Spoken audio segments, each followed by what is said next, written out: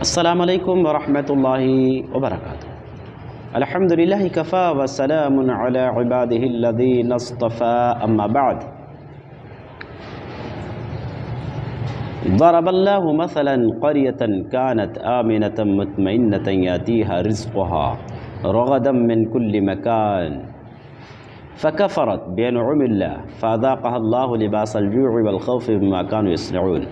معزز ناظرین، گناہوں کا چھٹا نقصان کیا ہے؟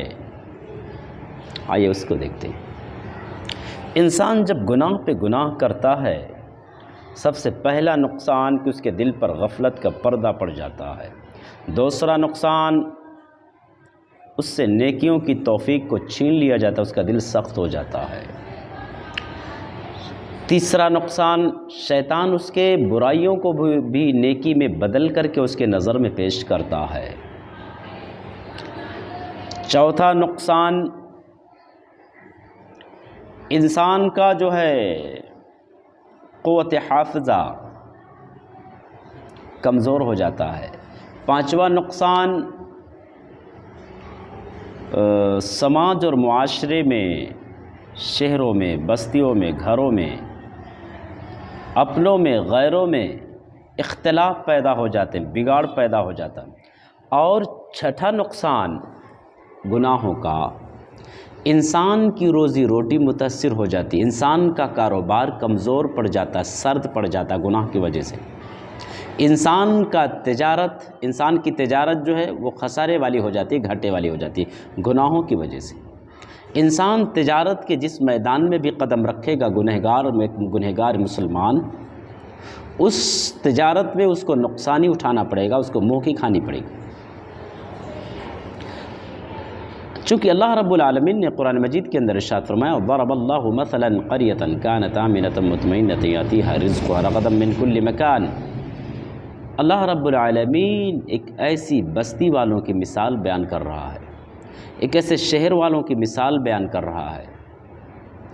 بہت خوشحال تھے، چین و سکون کی برخا برستی تھی، چاروں طرف سے روزیوں کی برخا نازل ہوتی تھی، ہر چہار جانب سے روزیاں ہی روزیاں۔ کہتے ہیں نا کہ اگر مٹی بھی چھو لے تو سونا بن جائے، یہ حالت تھی ان لوگوں کی جو اس بستی میں تھے، جس کی مثال اللہ نے بیان کیا۔ بہت خوشحال تھے، لیکن فکفرت بانعم اللہ، انہوں نے اللہ کی نعمتوں کی ناقدری کی، اللہ رب العالمین کی نافرمانی کی۔ فَأَذَاقَهَا اللَّهُ لِبَاسَ الْجُوعِ وَالْخَوْفِ بِمَا كَانُوا يَصْنَعُونَ۔ تو رب العالمین نے ان کی برائیوں کی وجہ سے، ان کے گندے اور گھٹیا کرتوتوں کی وجہ سے دشمنوں کا خوف ان پر مسلط کر دیا، ان کو بھکمری میں، قحط سالی میں، تنگ دستی میں، مالی بحران میں، تجارتوں کے نقصانات میں ملوث کر دیا۔ دشمنوں کا خوف ان پر مسلط، کاروبار کا نقصان ان پر مسلط، یہ دونوں چیزیں۔ اور آج اگر امت مسلمہ کا اگر ہم جائزہ لیں، امت مسلمہ کا اگر آج ہم جائزہ لیں، دیکھیں، نظر دوڑائیں، تو یہ دونوں چیزیں امت محمد پر مسلط ہیں۔ دشمنوں کا خوف بھی، ہر آئے دن مختلف قسم کے فتنے، ہر آئے دن دہشت، دشمن کا خوف ہمارے دل و دماغ میں بھرے ہوئے ہوتے ہیں۔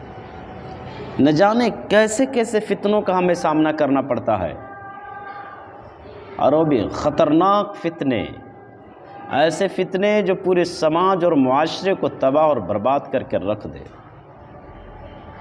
ابھی کانپور کے اندر نپور شرما نے جو طوفان بدتمیزیاں کی، ہمارے اور آپ کے نبی کے شان میں جو گستاخیاں کی ہیں، بہت اچھے طرح سے ہم اور آپ واقف ہیں، جانتے ہیں۔ یہ انہی گناہوں کا ایک نتیجہ، اور انہی گناہوں کی وجہ سے، چونکہ غیر مسلمہ ہے، وہ نبی کے مقام کو نہیں جانتی۔